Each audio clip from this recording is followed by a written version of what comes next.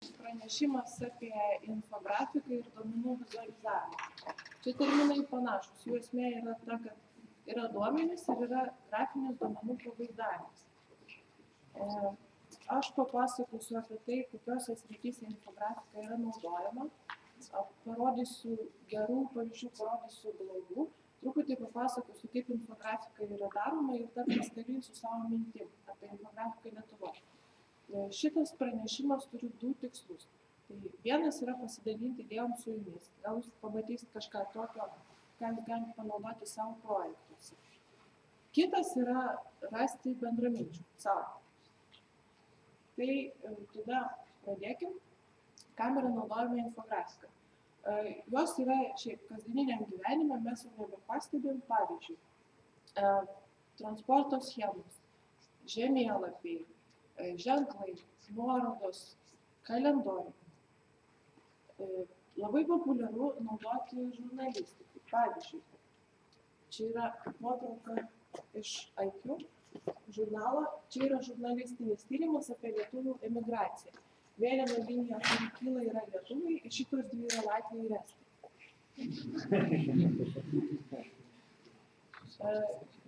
Labai tinka infografika švietimui, kažkokiom instrukcijoms, kažką tai paaiškinti. Pavyzdžiui, štai infografika aiškina, kodėl greitkeliuose, kur neįvyko jokia avarija ir nėra jokių sankryžų, susidaro kamščiai.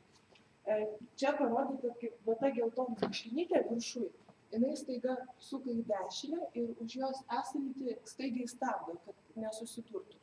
Tada už jos esančios irgi pristabdo ir visi kiti mato, kad priekyje kažkas vyksta ir visi kiti irgi stabdo ir susidaro tokia sulėtėjusio greičio banga, kuri tęsiasi ilgai po to, kai kaltininkas jau nuvažiavo, net nesupratęs, kad jis dėl to kaltas. Gali būti naudojama reklamai ir ypač socialiniai reklamai. Irgi lietuviškas pavyzdys kabojo Vilniaus stotelių stenduose prieš kažkiek laiko.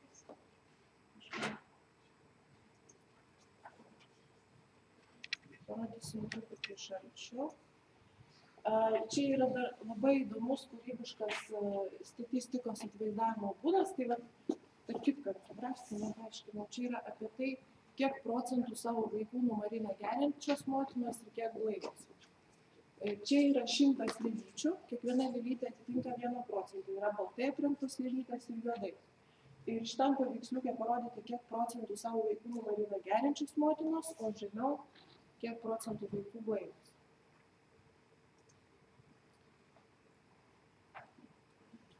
Politikai galima naudoti. Tarkim, strategijai iliustruoti.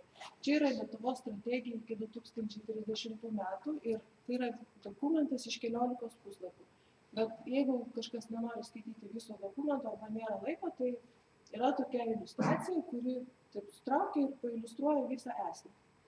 Iliustracijos autorė yra Idea Code. Yra tikrai žinomas vienas atvejis, kai infografika išgelbėjo gyvybės. Tai buvo prieš 150 metų Londone ir šita infografika yra kaip pavyzdys labai daugelį šaltinių. Londone įvyko choleros epidemija. Ir vienas daktaras pasiėmė Londono žemėlapį ir ant to žemėlapio pažymėjo šitais juodais brūkšniukais, kiek mirčių toje vietoje. Ir jisai pasistengė pamatyti kažkokią tai tendenciją ir atrado, kad visų tų mirčių vidury yra vandens pompa, čia yra pompa. Kaip tik toje vietoje, kur yra daugiausia mirčių. Ir kai jie tą pompą uždarė, mirčių stipriai sumažėjo. Ir aišku, gali būti naudojama versle. Pavyzdžiui, infografika labai gerai tinka, jeigu yra sudėtingos paslaugos, reikia tas paslaugas išaiškinti. Arba dar yra naudojama įtikinti pirkėją, kad paslauga yra tikrai naudinga. Pavyzdžiui, čia yra pavyzdys iš amerikiečių kontoros, kuri, kaip aš suprantu, teikia amerikiečiams informaciją apie jų kredito reitingą. Ir infografika sako, kad jeigu tu amerikiečių turi blogą kredito reitingą, tai tu labai daug ką prarandi. Ir čia yra išvardinta, ką praranda amerikietis. Kosmetinė dekoracija, iPhone'as, frančizė, prabangi mašina, verslo paskola ir taip toliau, taip toliau. Ir šalia, čia visur prideda statistikos, kuri įrodo, kad jis tikrai tai praranda, su didesnė tikimybė. Tai štai.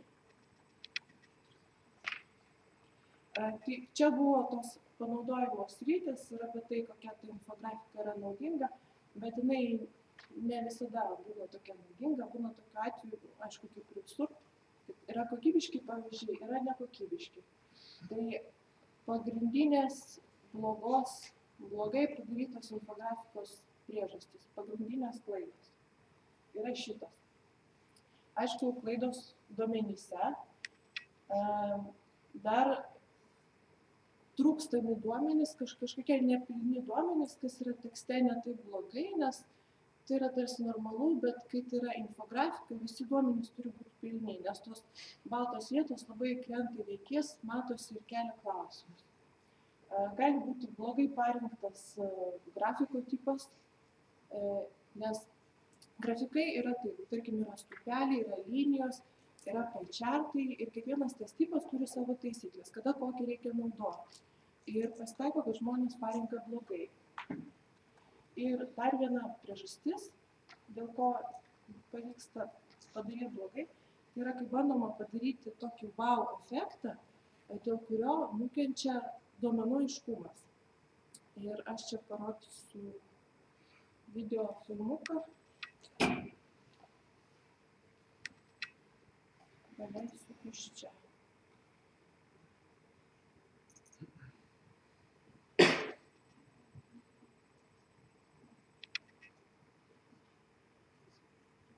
O garsas yra? Kol kas ne. Žiūrėkit tada taip.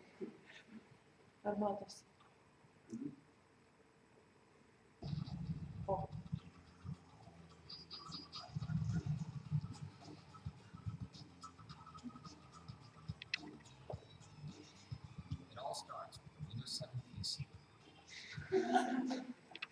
Jo, tai...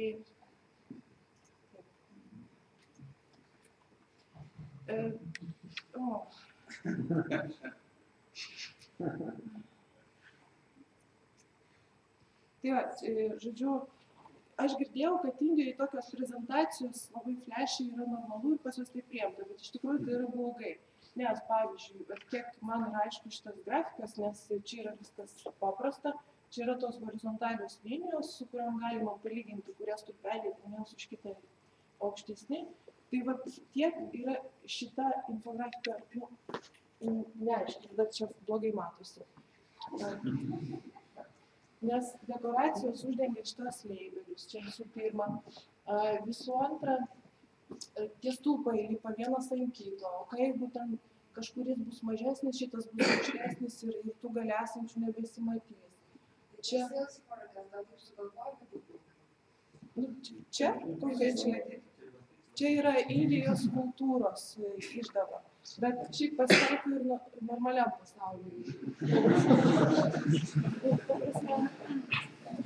Žmonės daro, nes galvoja, kad tai yra krūtai ir jie tiesiog nežino, kad arba nepastebi, arba neteikia tam reikšmės, arba, na, aišku, čia yra kraštutinis pavyzdys, būna švelnesnių. Pavyzdžiui, labai dažnai tiesiog paima ir padaro 3D grafiką vietoj 2D.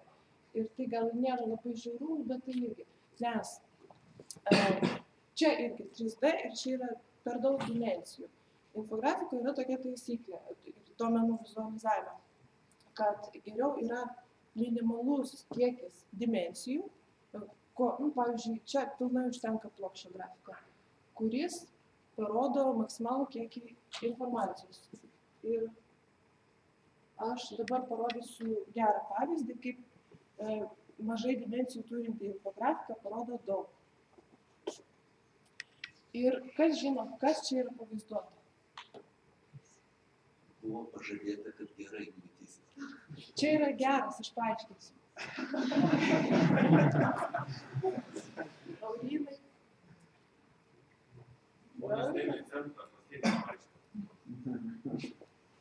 tai nežinot, kas čia yra. Vaikščiamas to parduotuvės, moteris taip vaikščiamas. Iš tikrųjų, čia yra traukinių tvarkaraščiai. Tai šitas tvarkaraštis veikia taip. Čia yra, gal čia yra kokia švieselė. Čia yra stotis, ten viršų yra Paryžius, pradinė stotis, čia yra tarpinės stotelės ir čia yra Lionas, paskutinė stotis. O čia yra laikas, o čia yra 6 valanda, 7, 8 ir taip toliau. O linija rodo, kaip važiuoja traukinys. Pavyzdžiui, aš rodysiu nuo pačios, nuo žuvis nepatogu. 7 ryto iš Liono išvažiuoja traukinys, jis važiuoja, šis truputį sustoja, čia jis biškį ilgiau sustoja ir taip toliau ir vat apie, nematau, kaip čia valanda, pasiekia galinę stotį. Tai grafikas yra paprastas ir visiškai plokščias, bet jame informacijos yra labai daug. Matosi traukinių visi tvarkaraščiai, kada išvažiuoja, kur atvažiuoja, kur sustoja, kur nesustoja, ar jis važiuoja per visą ilgį, ar jis yra tik vietinis, kaip čia, tai jis važinėja tarp 2 stočių. Matosi kryptis, kuria važiuoja, matosi traukinio greitis ir yra toks bendras vaizdas, iš kurio galima pamatyti, kur yra gepai tušti, kur kiek laukti, kur apsimoka persėsti ir taip toliau. Bet čia yra labai blogai, kad jeigu man reikia tiesiog iš vieno miesto į kitą nuvažiuoti, man trukdo kita informacija, kuri tam visiškai nesvarbi.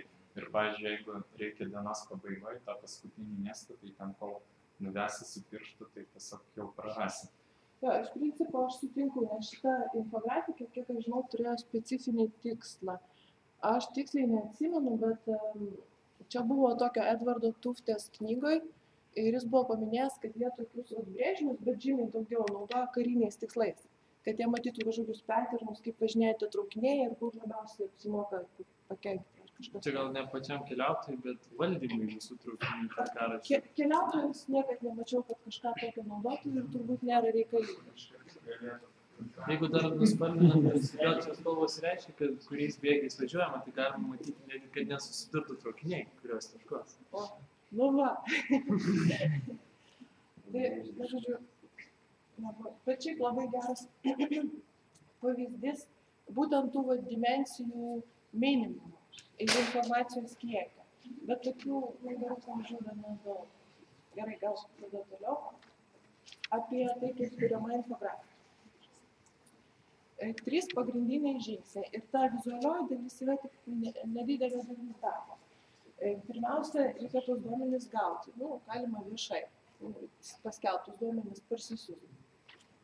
Tada pati didžiausia dalis yra tos duomenys išanalizuoti, nes krūva duomenų, kažkoks failas, tai dar nėra istorija. Ir tada reikia su tais duomenim žaisti, reikia juos papjaustyti įvairiais pjūviais, reikia pamatyti, kur yra kokios tendencijos ir kokią istoriją pasakoja tie duomenys. Ir va tada, kai jau istorija yra, galima tą istoriją gražiai apipavidalinti. Dabar dėl toolsų įrankių, tai yra labai įvairūs. Čia tik pradėjau minėti, iš tikrųjų yra labai daug. Duomenims analizuoti gali būti Excelis. Kas nemoka su Exceliu, gali būti specialūs toolsai, kaip šitas, nežinau kaip tarėsi, Tableau. Ar kas žino šitos toolsus? Tableau. Ten sumaitini duomenis, kaip suprantu, ir jis ten pavizualizuojas. Galima tiesiog programuoti su įprastom kalbom arba čia yra specialiai programavimo kalba statistikai. Specialiai statistikai, O pačiam apipavidalinimui yra visiškai neribotas priemonių kiekis. Gali būti popierius ir pieštukas, gali būti koks nors paprastas įrankis, pavyzdžiui, PowerPointas, gali būti iliustratorius, gali būti Photoshopas. Galima eiti ir toliau, tai yra šiais laikais galima daryti animuotą gal ir anksčiau, animuotą infografiką, video infografika ir dabar dar populiarėja interaktyvi infografika. Ir tų krūtesnių pavyzdžių, aš dabar parodysiu. interaktyvios aplikacijos. Žiūrėsiu, ar pasiveiks. Aha. O čia yra flešas.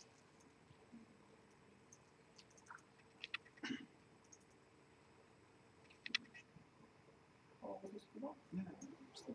Ai, čia yra tas landas.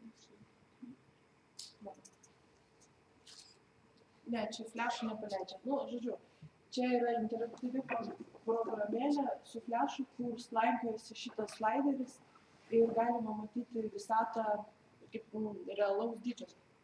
Nu, žodžiu, aš slenku į dešinę pusę ir visi objektai susitraukia, suvažiuoju į centrą, kol aš matau visą visatą. Slenku į kairę ir viskas taip artėja, kol aš matau visiškai atomus ir panašiai. Čia yra kompiuterį Firefox. Su tuo... Ai, tiek to. Tiek to. O? Aš turiu daugiau interaktyvių pavyzdžių. Šitas yra internete, jeigu pasileis, gali pabandyti. Čia yra labai įžymus įrankis, su kuriuo galima pasižiūrėti įvairių šalių ekonominę, socialinę situaciją ir panašiai. Autorius yra toks Hansas Roslingas. Esu įkalbėjau TED Talksuose, yra YouTube video, kuris tai naudodamas šitą tulsą pasakoja. Aha, aš supratau. Va, šitie burbuliukai tai yra šalis. Čia galima pasirinkti, kokias šalis noriu matyti. Bet išryškina. Galima pasirinkti parametrus, ką aš noriu matyti ant ašių. Pavyzdžiui, horizontalios ašies šiuo atveju yra pajamos. Ant vertikalios ašies gyvenimo trukmė.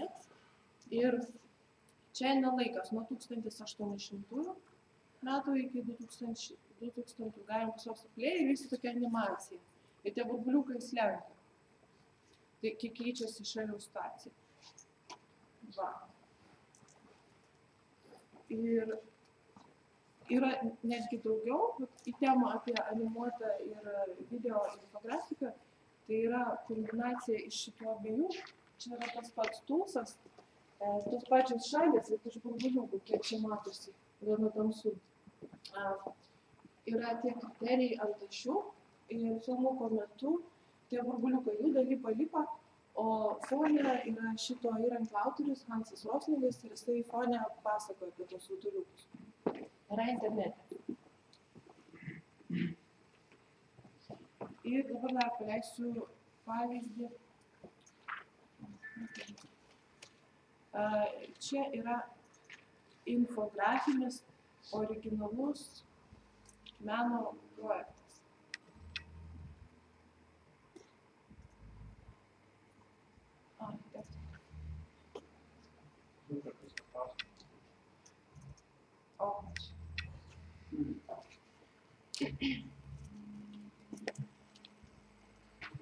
Čia žmonės irgi nufilmavo video su fotoaparatu, su išlaikymu. Tai yra, gavo nuotraukas padarytas su išlaikymu, išdėjo viską iš to video. Jie sukonstravo tokį pagaliuką su lemputėmis, kuris rodo Wi-Fi signalo stiprumą. Ir jie tą pagaliuką nešioja mieste naktį. Ir gaunasi toks įdomus duomenų vizualizacija, kuri parodo, kad tam tikroje vietoje, tam tikrų laikų buvo tam tikras Wi-Fi stiprumas. O, tai pagaunasi tokie savotiški grafikai. Čia yra Vimeo filmas. Arba YouTube irgi galima. Ir taip toliau. Aš tada nutrauksiu.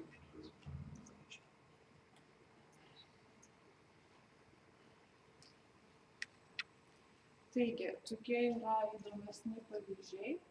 Yra gana daug įvairių, dabar pasaulyje randasi ir pasaulyje eina tokia infografikos banga. Ir dėl tos bangos yra prikeltas tikrai labai daug ir kokybiškų ir nekokybiškų infografikų, ir įdomių ir neįdomių. Lietuvoje tos bangos kažkaip taip labai nesimato. Aišku, aš nelabai pažįstu Lietuvos infografijos. Aš, tarkim, su spauda, publicistika neturiu beveik nieko bendro. Aš viską matau labiau iš IT pusės. Tai iš IT pusės aš žinau, tarkim, Idea Code, kurie padarė tą Lietuvos strategijos iki 2030 metų infografiką ir turi dar infografikų pas save blogį. Tai va, bet šiaip aš manau, kad reikia pušinti, reikia užveisti projektų šitą temą, todėl kad, vis tiek informacijos visą laiką didėja, daugėja tiek kiekiai ir mums vis labiau trūksta dėmesio į tą informaciją įsigilinti ir bet kokios priemonės, kurios padeda lengviau suvokti informatiką ir infografiką, jos vis reikalingesnės. Todėl aš norėčiau, kad būtų daugiau projektų. Ir tarkim yra kelios idėjos, tai yra tik idėjos, bet ką galima būtų padaryti? Pavyzdžiui, periodinis leidinys su infografika yra pavyzdys Sankt Peterburge. Visai neblogai jam sekasi. Ten yra toks žurnalas pilnas infografikų, kuris nemokamai platinamas kavinėse ir jis užsidirba iš reklamos. O reklama irgi yra apipavidalinta infografikos būdu. Galima leidinį vienkartinį ir tokį labiau socialinį daryti. Pavyzdžiui, gyvenimas Lietuvoje.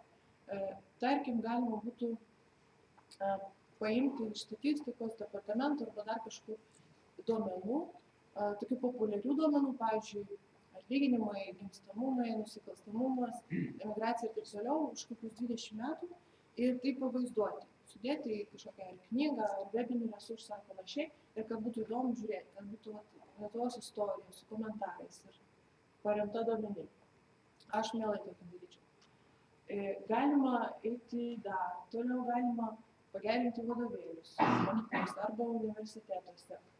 Ir netgi visiškai globalaus projekto pavyzdys būtų naujos kartos Wikipedia, kuri, tarkim, joje būtų duomenys viešai prieinami ir laisvai pildomi ir būtų įrankiai tiems duomenims vizualizuoti. Tai tokios yra idėjos ir jeigu kas nors panašiai galvojat arba pažįstat besidominčių, tai kreipkitės. Viskas.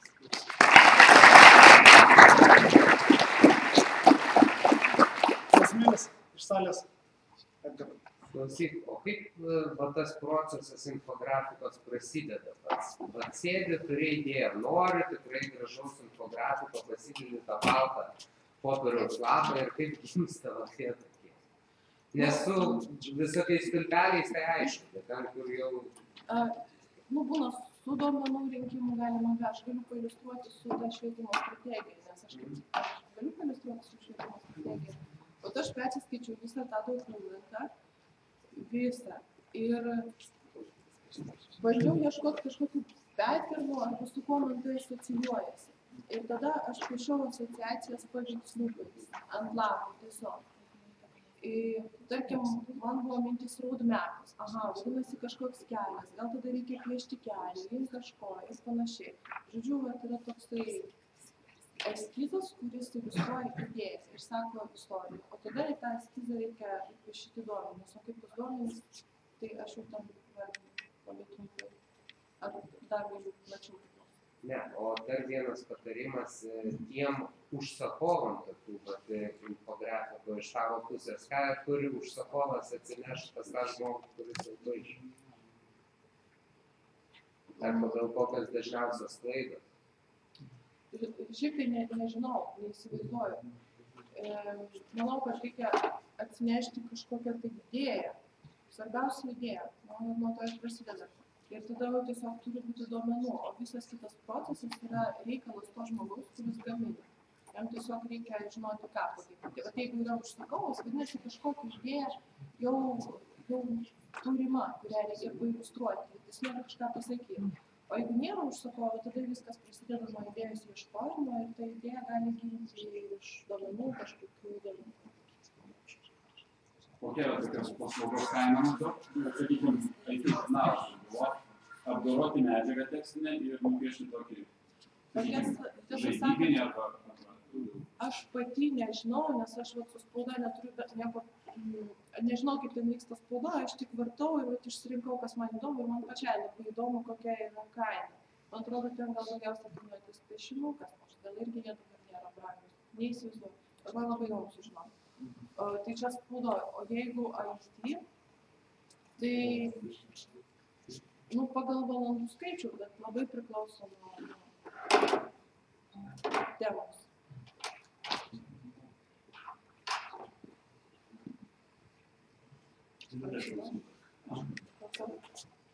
Duomenys parodo kažką.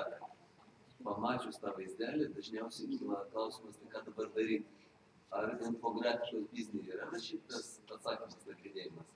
Kas iš to, kad padaryti, kai tos duomenys? Ar jau čia paliekat klientą? Man atrodo, kad infografika ir daugiau neša žinią. Bet ką daryti? Nemanau. Galbūt galima infografiką aiškiai parašyti, ką dabar daryti. Atsakymą turi? O aš dabar bandau Atsakymą.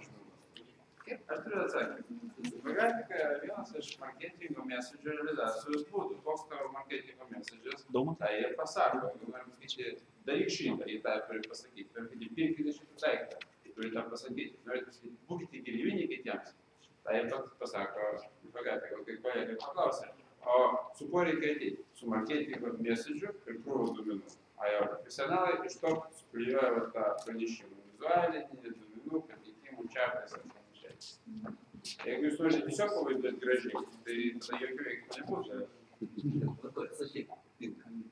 Kitas dalykas, pavyzdžiui, palyginti skaičių 20 su 200, tai parodyti tik skaičių 20 ir 200, tai mes, kame mes galime matyti vizualinį skirtumą. Mes turim eiti matematiką ir tada žiūrėti, kad yra 10 kartų daugiau. Infografika dažnai leidžia mums eiti tą primityvųjį būdą, kur piešiniais paprastiems žmonėms pavaizduoti iš tikrųjų, kur yra skirtumai, kur yra tas didysis palyginimas. Aš norėčiau tiesiog pridėti, kad galima naudoti ir analoginėme gyvenime irgi. Paprastame, tarkim, yra toks labai įdomus žaidimas apie turtų pasiskirstimą pasaulyje, kur yra grupė žmonių, pavyzdžiui, 25 ir tiesiog pagal proporcijas reikia išdalinti kėdes tiems žmonėms ir, pavyzdžiui, kiek šalyje gyvena žmonių, tai yra, kiek jie gaus kėdžių, tai yra ne, susipainio, kiek yra turtų, tiek jie gaus kėdžių ir kiek gyvena žmonių, tiek bus žmonių ten. Tai, pavyzdžiui, labai yra įdomu, tada labai pamatai. Amerikoje yra 8 kėdės ir sėdi 2 žmonės ir jie tada nelabai atsipalaidavę. O Afrikoje 2 ar 1 žmogus tiesiog sėdi ant grindų, negauna visai. Ir, tarkim, užduotis čia irgi galima galbūt atsakyti dar, kad ką toliau daryti. Šio žaidimo, tarkim, tikslas yra žmonės turi patys dabar sugalvoti, kaip jie pasidalins tom kėdėm. Ir jie turi tarpusavį susitarti. Toks irgi variantas tiesiog infografikos. Tai gal mes šaltinius? Čia šaltinis yra, čia iš Fairtrade atėjo žaidimas. Ar dar yra klausimų? Lietuviškoje rinkoje infografikų bendruomenė. Kas čia pasiskaitysi? Gurų, aukštas, žemės, labai pagrindė. Aš manau, gal ne. Iš mano pažįstamų, bet aš vėlgi žiūriu iš IT srities, nes kas dedasi spaudoje ir taip toliau, kur žmonės, aš matau, kad jie paišo tas schemas ir visai neblogai. Aš nepažįstu, tikiuosi susipažinti. Iš IT aš pažįstu Idea Code ir ten yra Ramunė Norkutė. Ir Igoris Gubaidulinas. Jis ne ten, bet jis irgi domasi infografiką ir paišo. Ir yra Idea Code puslapį keli pavyzdžiai. Juos pažįstu, su jais kalbėjau. Aleksėjus Kovaliovas irgi yra žmogus, kuris labai domisi, palaiko, visai įkvepia. Ir mane ten pastumėjo ir taip toliau. Yra mano kolega Laurynas. Yra? O. Edvardo Tuftės fanas, irgi davęs man medžiagos. Tai jau čia yra tie, kuriuos aš pažįstu. Tai kol kas tai yra tiek. Aš su šito pranešimu ir su tokiu ėjimu iš viešumo po truputį tikiuosi plėsti. Prašom.